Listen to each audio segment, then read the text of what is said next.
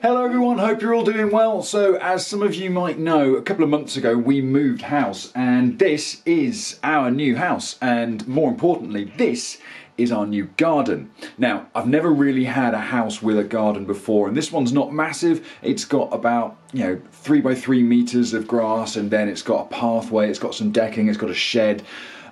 But what I also figured was I might actually be able to put some stuff in the garden so that I can do some training over the winter as well, and throughout whatever other times there are that I have available to me. So I decided, how can I use my garden in as much of an efficient way as possible so that I can set up some trials obstacles in there that don't get in the way too much, because we still want it to kind of look like a garden. I don't want to completely take it over or anything, and still use the space and things that we have there already. So this is me hopefully converting phase 1 of my garden into a little bit of a trials training area. Thank you so much to everyone that's watched all the videos already and everything else. Please do go and subscribe.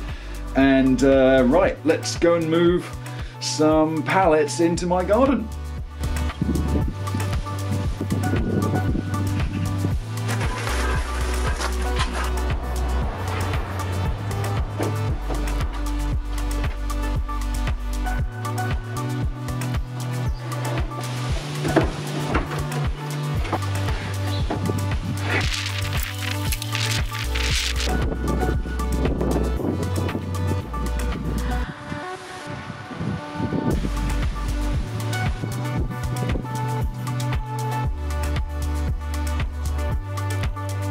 So something that probably became immediately obvious was that I brought way too many pallets into the garden. I had a whole entire van full of pallets, which is 14 or 15 of them, and it just took up too much space. And Mrs. RPM Lucy was very much like, no, this is too much.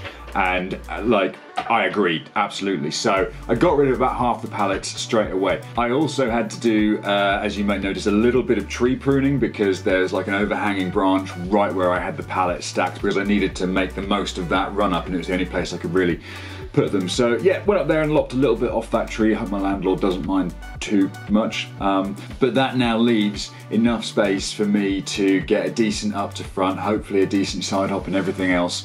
One additional thing as well that I found was I was half in my mind thinking about screwing the pallets together, but that means getting an impact driver out every time I wanted to change the levels and everything else of them, and I realised a decent ratchet strap was probably the best move. So as you'll have seen from the pallet video that would have come out before this one, I imagine, I used just one of the decent ratchet straps that I've got in the van to strap all the pallets down in one place, and then I can use them for various other things to hold it all together. So now that all that's done and the pallets are all in place, let's get out there and have a bit of a ride.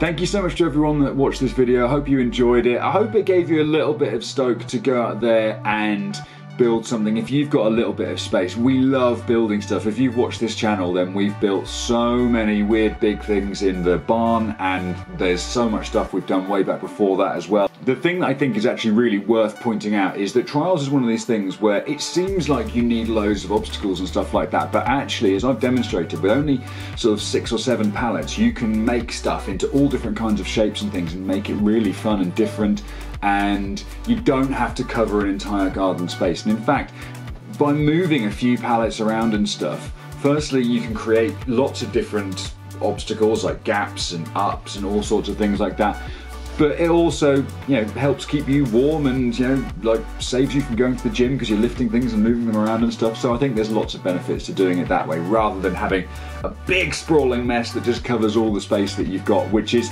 I know, very tempting, but also, yeah, I think we can make it a little bit more, you know, friendly for everyone else that's going to use that garden space, like my family and anyone else that wants to come around and stuff as well. But I think still, regardless, it's a big block of blue forklift pallets that are just out there, and they still don't really look all that in place. So I think in the next video, I'm going to try and see if I can make them look a little bit nicer, maybe just with a lick of paint. And I'm also going to see if I can make a couple of other obstacles that will help me in the garden, but also not take up too much space and not look too crazy. So you'll have to come back and subscribe for the next video so that you can see what we get up to with that. And on that note, if you haven't already, please do go and subscribe to the channel. And yeah, I hope you enjoyed this video, and I'll see you guys next week for whatever we have then. All right, thanks very much. Cheers now. Bye bye.